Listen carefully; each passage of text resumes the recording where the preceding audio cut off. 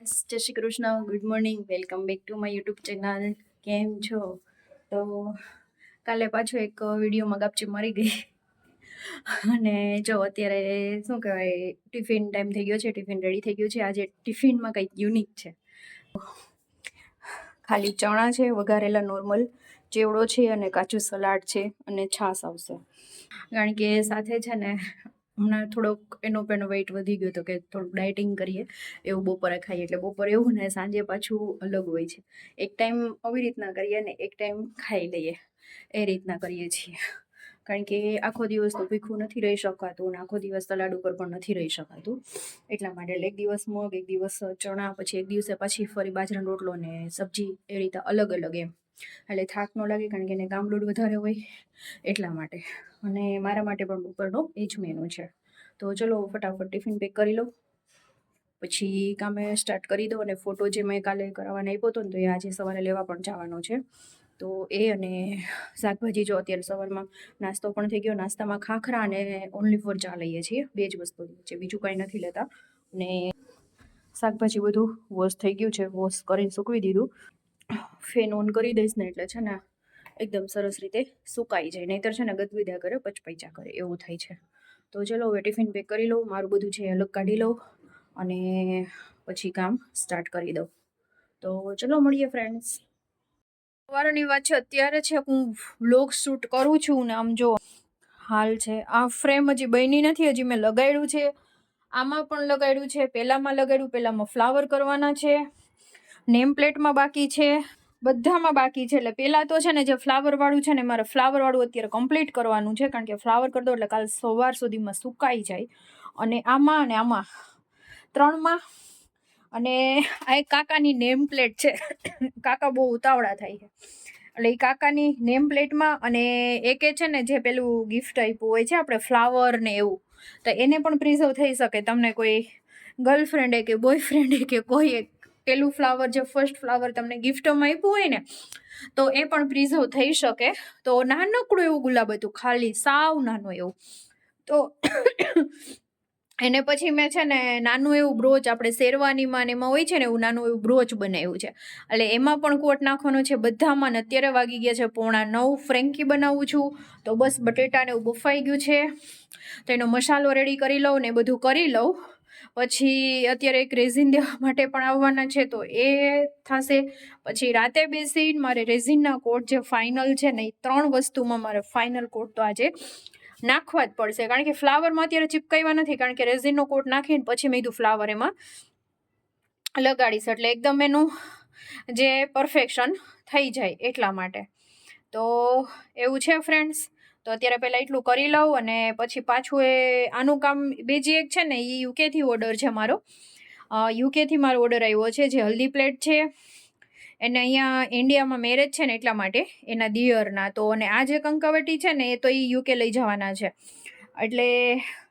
એટલે પછી એ છે, તો એમાં હજી રહેશે ને તો વાંધો નહીં, કે એનું તો થોડુંક કાલે કરું તો બી ચાલે. બટ પેલું ફ્લાવર છે ને એટલે એ તો કરી નાખું, કારણ કે કાલ પરમ દિવસે કાલે નીકળે ને પછી પરમ દિવસે મારે એને મોકલાય એટલા માટે. અને આજે છે ને એ બે એક કસ્ટમરની છે, એટલે કાલે થઈ જાય તો પરમ દિવસે એને પણ કહું કે લઈ જાય એમ.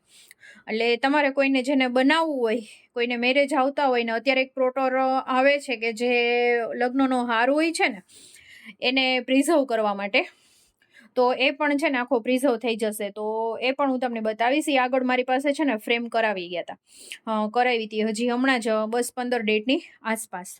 તો એ વસ્તુ છે આમાં બધી એકસાથે એવું છે. તો મેં કીધું ચલો હવે અત્યારે તો કરી જ લઉં. એટલે આ લોકોનું શું કે જેનું થતું થાય ને, આના જે ઘડિયાળ મેં તમને બતાવી ને ફાઇનલ થઈ જશે ને, એ પણ બતાવીશ. તો ઘડિયાળ એ લોકોને તો દીદીને તો કેવું હતું કે એને દીવાવાળી પેલી ડીશ મને આપી, 5 દીવાવાળી. પછી કે ઘડિયાળ કરવી, તો કે મેરેજ તો હમણાં છે, એટલે કે એટલા દિવસમાં સામે કસ્ટમર પણ એટલા જેન્યુઅલ કે હા એટલા દિવસમાં ન થાય, કાંઈ વાંધો નહીં, અમે કે 5 દિવસ પછી અમે આપી દઈશું, પણ તમે અમને વોચ બનાવી દો.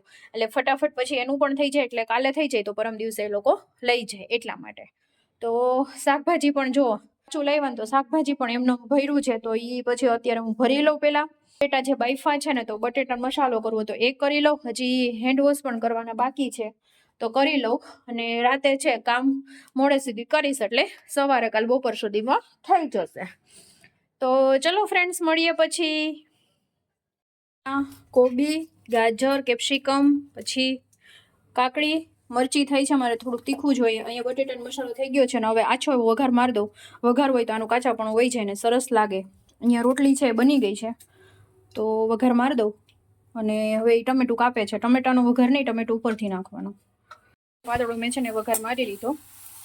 ખાલી 2 થી 3 મિનિટ કૂક કરી લેવાનું એટલે એનો 50 હોય ને દૂર થઈ જાય. અને આમાં માયોનીઝ તમારે એડ કરવું હોય ને તો માયોનીઝ પણ તમે એડ કરી શકો. ત્યારની કરી લીધી છે કારણ કે તમને મેં બતાવ્યું કે હું રેઝિનનું કરતી હતી એટલે. હવે આછી પાતળી છે ને એને શેકી લેવાની આ રીતની જ. હું તો અત્યારે ઘી નાખું છું, તમે બટર અથવા તો માખણ કઈ પણ વસ્તુ નાખી શકો. જો આ ભાગ હોય ને એને પાછળ રાખવાનો અને એક આ અંદરનો ભાગ હોય ને એને થોડોક વધારે શેકવાનો પાછળના ભાગને, કારણ કે પાછું એને શેકવાનું હોય છે. તો હવે આપણે છે ને આમાં પિઝા સોસ હું સ્પ્રેડ કરીશ.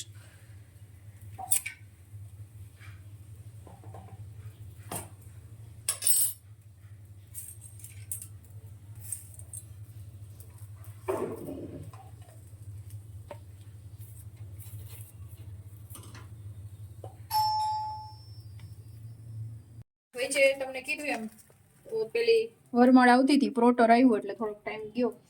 બટેટાનો, મેંદો, પછી આવશે ટમેટાની સ્લાઈડ. અમારે મોડું થઈ ગયું છે કા. અને જો આ વઘારેલો આવી રીતે મસાલો.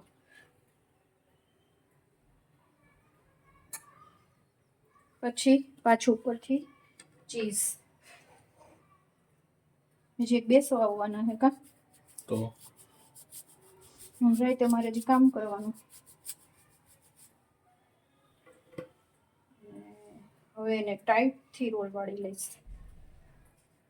અને ફરી આને પાછું શેકવાનું. પેલા વાળી લઉં શું કરું?